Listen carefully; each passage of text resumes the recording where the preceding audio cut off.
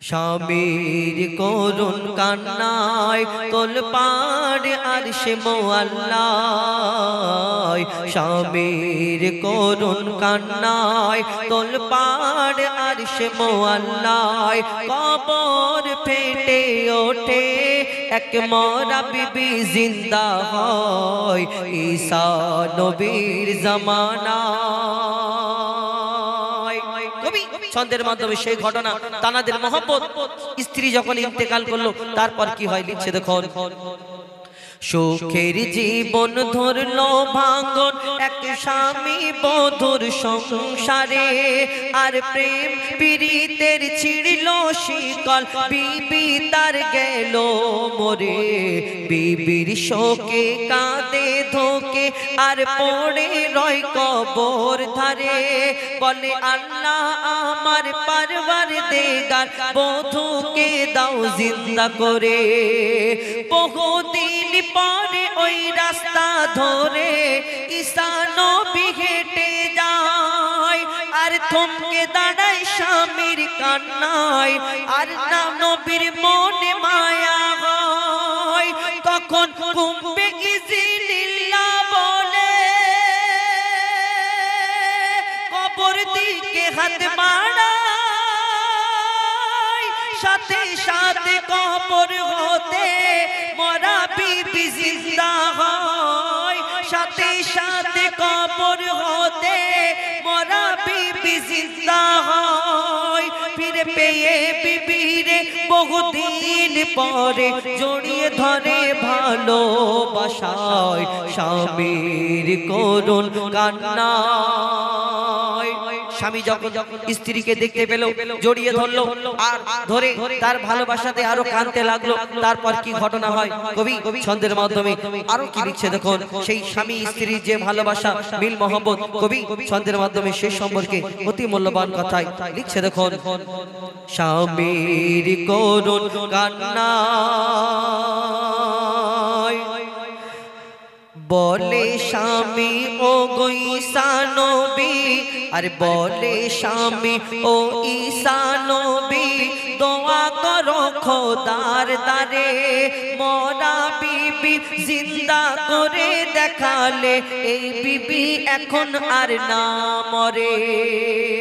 বলে ও গো আল্লাহর নবী, তুমি আমার স্বামীকে যখন ফিরত, আমার স্ত্রীকে যদি ফিরত আনতে পারো, মরা বিবি যদি আমার জিন্দা হয়ে যেতে পারে, তাহলে আমার এই স্ত্রীকে তুমি এখন না জানো না মরে। আমি যতদিন বাঁচবো আমার স্ত্রীও আমার সঙ্গে সঙ্গে যেন ততদিন বাঁচে। আমরা যদি মরে যাই একসঙ্গে মরে যাই, আমরা যদি বাঁচি তো একসঙ্গে বাঁচবো। এই কথা যখন বললো তারপর কি ঘটনা হয় কবি ছন্দের মাধ্যমে লিখছে দেখুন। বলে স্বামী ও গো ঈসা নবী দোয়া করো খোদার দারে, মরা বিবি জিন্দা করে দেখালে এই বিবি এখন না মরে। আর আমার যা আছে হায়াত এইটুকু ফরিয়াদ, আমার হায়াতকে দাও দুভাগ করে। নবী সাক্ষী থাকো তুমি অর্ধেক হায়াত আমি দিয়ে দিলাম বিবিরে। স্বামীর কান্নায় আরশে মোয়াল্লায় খোদার আরশ কেঁপে যায়, ঈসা নবীকে সাক্ষী রেখে আল্লাহ দোয়া কবুল করে নেয়। ওই এলাকা পেলে দুজনে গেল চলে এক জঙ্গলে গাছের তলায়, বিবির কোলে মাথা রেখে ক্লান্ত স্বামী ঘুমায়, বিবির কোলে মাথা রেখে এক ক্লান্ত স্বামী ঘুমায়। আর তখন আসে এক রাজার ছেলে তাকে বিয়ে করবে বলে, তখন আসে এক রাজার ছেলে তাকে বিয়ে করবে বলে, ওই ঘোড়ায় তুলে নিয়ে পালায় স্বামীর করুণ কান্নায়। আর ওই স্বামী স্ত্রী যখন তাদেরকে আল্লাহ আবার হায়াত দিল, তখন তারা চিন্তা করলো আমরা এই এলাকায় থাকবো না, এই এলাকা ছেড়ে দূরে কোথাও চলে যাব। একটা জঙ্গলের গাছের তলায় গিয়ে স্বামী স্ত্রী আরাম করছে, তার স্ত্রী বসে আছে, স্ত্রীর কোলে যখন স্বামী মাথা রেখে ঘুমাচ্ছে, আরাম করছে। আর যখন ঘুমাচ্ছিল তখন একটা রাজার ছেলে ঘোড়াতে চড়ে আসছিল, আর সেই স্ত্রীটা এত সুন্দর দেখতে, তার বিবিটা এত সুন্দর দেখতে, সেই বিবিটাকে বিয়ে করবে বলে তাকে নিয়ে চলে গেল।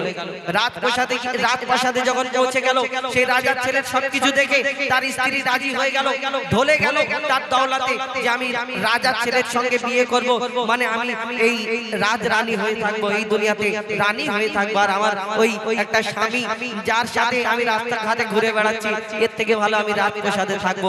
যখন এই ঘটনা হয়, তারপরে তারা বিয়ের কথা বলে এবং তার স্বামীটা ঘুম থেকে উঠে যায়, খুঁজতে খুঁজতে দেখছে একটা ঘোড়ার পায়ের ছাপ দেখতে পাচ্ছে। সেই ঘোড়ার পায়ের ছাপ দেখতে দেখতে রাজপ্রাসাদে তার স্বামীও পৌঁছে গেল। সেখানে কি ঘটনা হয় শেষ কথায় লিখছে দেখুন। ঘোড়ার পায়ের ছাপ দেখে ছোটে রাজপ্রাসাদে, আর রাজার কাছে বিচার ফেলে, বিচারে বলে বিবি এ নয় আমার স্বামী, আমার স্বামী ওই রাজার ছেলে। ঘোড়ার পায়ের ছাপ দেখে ছোটে রাজপ্রাসাদে, আর রাজার কাছে বিচার ফেলে, বিচারে বলে বিবি এ নয় আমার স্বামী, আমার স্বামী তো রাজার ছেলে। আর শুনে বলে রাজা এ যে বিবি তোমার, শুনে রাজা বলে এবার এ যে বিবি তোমার, এর প্রমাণ কি আর সাক্ষী কে? তখন বলে স্বামী এর সাক্ষী ঈসা নবী। রাজা ডাকলো ঈসা নবীকে, নবী বলে কি ঘটালে জীবন পেয়ে দোবারা, ও রমণী জানিয়েছ তুমি, দাও ফিরিয়ে তবে পাবে ছাড়া। আর কবুল করার সাথে সাথে রমণী ছিটকে পড়ে যায়, বিবি আবার মরে গিয়ে আগের মতো হয়ে যায়, বিবি আবার মরে গিয়ে আগের মতো হয়ে যায়। এই দেখে সবাই ঈমান আনে। যখন ঈসা নবী যখন জিজ্ঞেস করলো, বলো এই রমণী তুমি এই আমার সঙ্গে যে ঘটনা, তোমার সঙ্গে যে ঘটনা হয়েছে, আমি যে সাক্ষী, তুমি এটা কবুল করছো? যখন সে কবুল করে নিল, সঙ্গে সঙ্গে আগের মতো লাশ যেরকম যে কবরের মধ্যে শুয়েছিল সেরকম লাশ হয়ে গেল, পড়ে গেল। তারপর কি হয় সেই ঘটনা যখন সবাই দেখলো, কি করে কবি ছন্দের মাধ্যমে লিখছে দেখুন। এই দেখে সবাই ঈমান আনে, বেদিন যারা ছিল সবাই, স্বামীর করুণ কান্নায় তোলপাড় আরশ মুআল্লায়, কবর ফেটে ওঠে এক মরা বিবি জিন্দা হয়, স্বামীর করুণ কান্নায়। শেষ কথায় ঘটনা শেষ হয়ে গেল, কিন্তু কবির মনের ফারিয়াদ এবং সেই স্বামী তার স্ত্রী তো মারা গেল, এবার স্বামী কি করবে? সেই স্বামীটা রাজাকে ধরে ওই সেই স্বামী ঈসা নবীকে আবার ধরে বলল যে হে ঈসা নবী, আমি ওই কলমা পড়ে ঈমান আনবো এবং আমি যাকে ভালোবাসা তাকে ভালোবাসিনি, আমি ভুল জায়গায় ভালোবেসেছি। তো শেষ কথায় কবির মনের ফারিয়াদ লিখছে দেখো। স্বামী আবার কাঁদে রাজসভাতে, জড়িয়ে নবীর পা ধরে, ও নবী এবার দোয়া করো একবার, যেন আল্লাহ আমাকে ক্ষমা করে। যাকে ভালোবাসার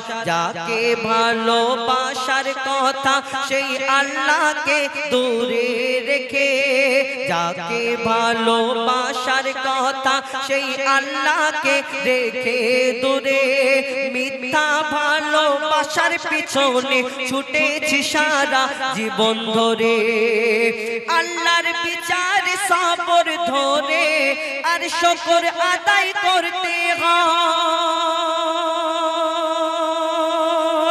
আল্লাহর বিচার সবর ধরে আর শুকর আদায় করতে হয়। আল্লাহ আমার জ্ঞানের আঁখি খুলে দিল, এই বলে স্বামী পড়ে যায় সিজদায়। এমনি সামাতুলের যদি ভুল কিছু হয়ে যায়, তওবা করে খোদার দ্বারে ঝুঁকে পড়ে যা সিজদায়। তওবা করে খোদার দ্বারে ঝুঁকে পড়ে যা সিজদায়। আল্লাহর খেলা আল্লাহ খেলে গো, আল্লাহর খেলা আল্লাহ খেলে, মানুষের বোঝার সাধ্য কোথায়। স্বামীর করুণ কান্নায় তোলপাড় আরশ মুআল্লায়, কবর ফেটে ওঠে এক মরা বিবি জিন্দা হয়। স্বামীর করুণ কান্নায় সেই ঘটনা অনেক বড় ঘটনা। যাই হোক, আর ঘটনা গজল পুরো যদি না বলি তাহলে ভালো লাগবে না। আমার দাদা বহুবার যে গজল ফরমাইশ করেছেন আলিফ নূরের প্রদীপ জলে, বড় পীর আব্দুল কাদের জিলানী রহমাতুল্লাহ আলাইহি তানার শানে কবি ছন্দের মাধ্যমে লিখছে। দেখুন তারপরে